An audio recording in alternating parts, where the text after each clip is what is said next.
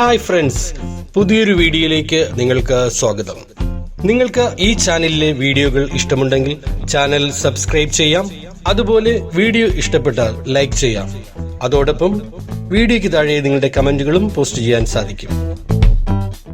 2017 നടന്ന LP assistant എക്സാമിന്റെ ചോദ്യപേപ്പറിന്റെ 4ാം ഭാഗമാണ് ഇന്ന് നമ്മൾ വിശകലനം ചെയ്യുന്നത്. നമുക്ക് ചോദ്യത്തിലേക്ക് കിടക്കാം. അവസാനത്തെ മുഗൾ ചക്രവർത്തിയായ ബഹദൂർ ഷായെ ബ്രിട്ടീഷുകാർ അധികാരത്തിൽ നിന്നും പിടിച്ചിറക്കിയത് ഇവിടെ നിന്നാണ്.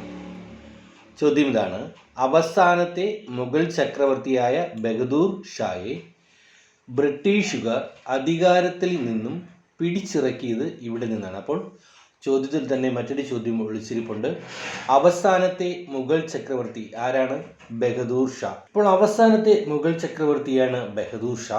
ഇദ്ദേഹത്തെ ബ്രിട്ടീഷുകാർ അധികാരത്തിൽ നിന്നും പിടിച്ചിറക്കിയത് എവിടെ നിന്നാണ്? ഉത്തരം ചെങ്കോട്ട.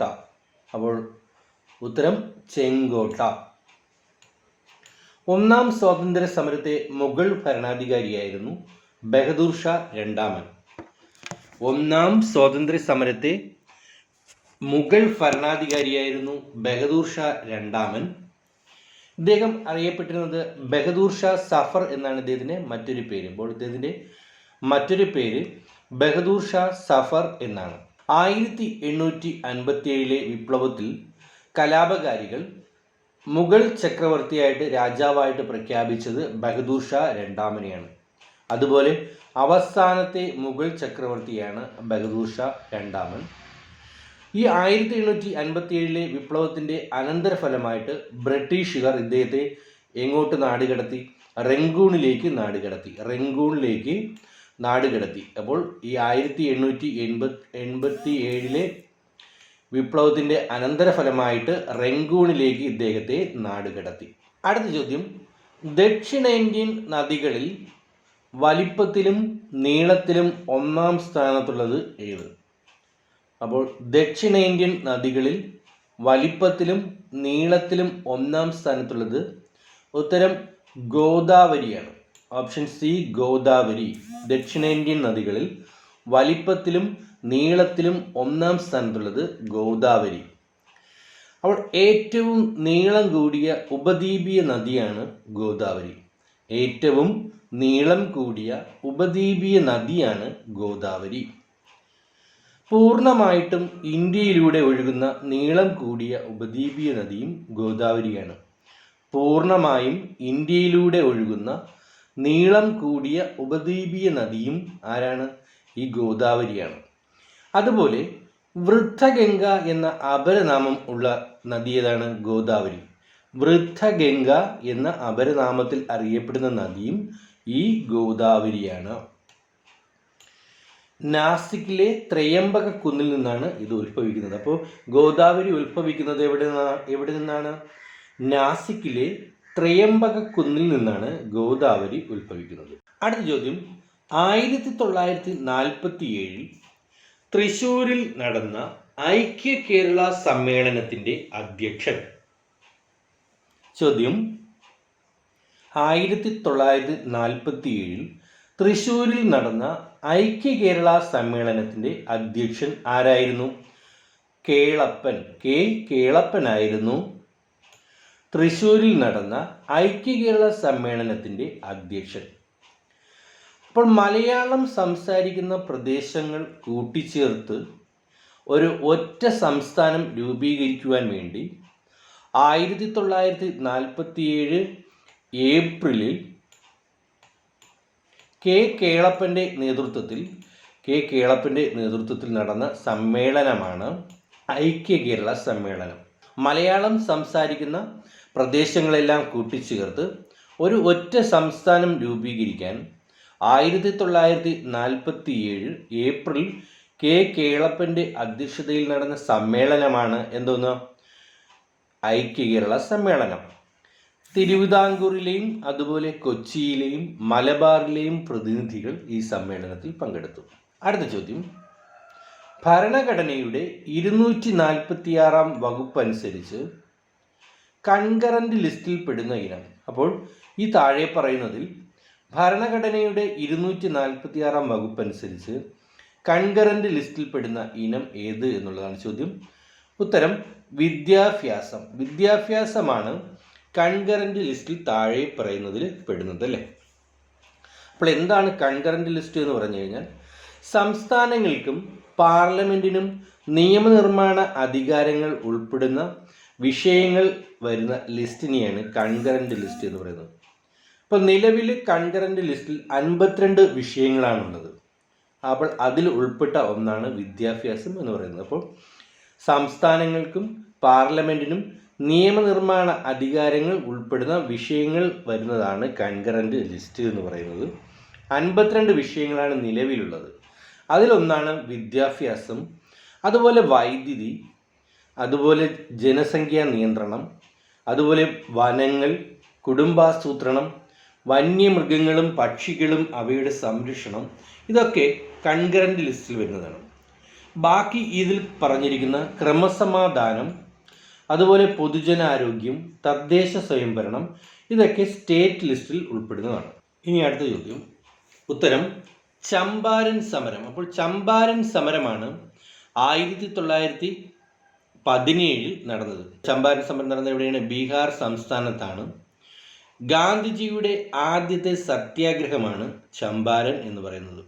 അപ്പോൾ ഗാന്ധിജിയുടെ ആദ്യ സത്യാഗ്രഹമാണ് ഇത് ചമ്പാരൻ സമരം എന്ന് പറയുന്നത്. ഇതെവിടെയാണ്? ബീഹാർ സംസ്ഥാനത്താണ് നടന്നത്. നീലം കൃഷിക്കാരിൽ ബ്രിട്ടീഷുകാർ നടത്തിയ ചൂഷണങ്ങൾക്കെതിരെ നടന്നതാണ് ചമ്പാരൻ സമരം. ചൗരി ചൗര സംഭവം നടന്നിരിക്കുന്നത് 1922 1922 ചൗരി ചൗര സംഭവം നടന്നിരിക്കുന്നത്. ഹോം റൂൾ പ്രസ്ഥാനം തുടങ്ങിയത് 1916 1916 ഹോം റൂൾ പ്രസ്ഥാനം തുടങ്ങിയത്. അതുപോലെ ഗാന്ധിജി INCയുടെ പ്രസിഡന്റ് ആയതെന്നാണ്? 1924 1924 ഗാന്ധിജി INCയുടെ പ്രസിഡന്റ് ആയത്. അടുത്ത ചോദ്യം. കേരളത്തിൽ ഏറ്റവും കൂടുതൽ കാലം മുഖ്യമന്ത്രിയായിരുന്നത് ആര്? അപ്പോൾ താഴെ പറയുന്നതിൽ ഏറ്റവും കൂടുതൽ കാലം മുഖ്യമന്ത്രി ആയിരുന്നത് EK നായനാറാണ്. അപ്പോൾ കേരളത്തിൽ ഏറ്റവും കൂടുതൽ കാലം മുഖ്യമന്ത്രിയായിരുന്നത് ആരാണ്? EK നായനാരാണ്.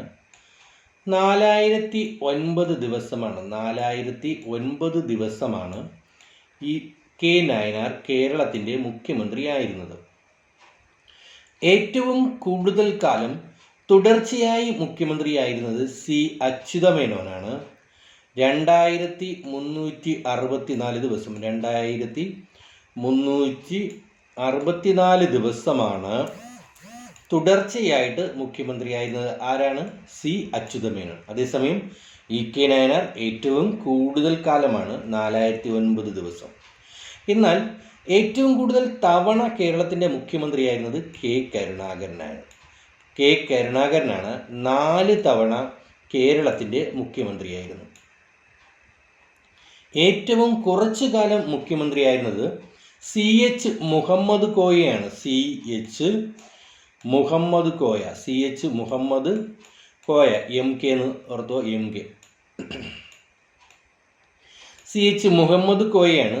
54 ദിവസമാണ് 54 ദിവസം. അപ്പോൾ ഏറ്റവും കൂടുതൽ കാലം മുഖ്യമന്ത്രിയായിരുന്നത് ശ്രീ EK നായനാരാണ്, 4009 ദിവസം. ഏറ്റവും കുറച്ച് ദിവസമായിരുന്നത് CH മുഹമ്മദ് കോയ, 54 ദിവസം. ഓക്കെ. ഇനി ഏറ്റവും കൂടുതൽ തവണ മുഖ്യമന്ത്രിയായിരുന്നത് K കരുണാകരനാണ്. ഇനി തുടർച്ചയായിട്ട് ഏറ്റവും കൂടുതൽ കാലം മുഖ്യമന്ത്രിയായിരുന്നത് ആരാണ്? C അച്യുതമേനോൻ, 2364 ദിവസം. ഓക്കെ. അടുത്ത ചോദ്യം. താഴെ പറയുന്നവയിൽ ആദ്യം നടന്നത് ഏത്? താഴെ പറയുന്നവയിൽ ആദ്യം നടന്നത് ഏത് എന്നുള്ളതാണ്. താഴെ പറയുന്നവയിൽ ആദ്യം നടന്നത് മലയാളി മെമ്മോറിയലാണ്. മലയാളി മെമ്മോറിയൽ 1891 മലയാളി മെമ്മോറിയൽ നടക്കുന്നത്. 1891.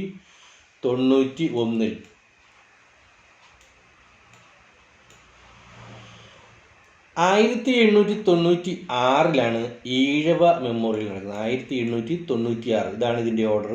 1896.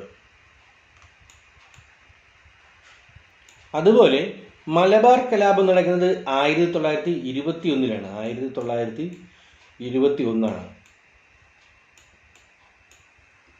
നിവർത്തന പ്രക്ഷോഭം നടക്കുന്നത് 1932-ലാണ്. 1932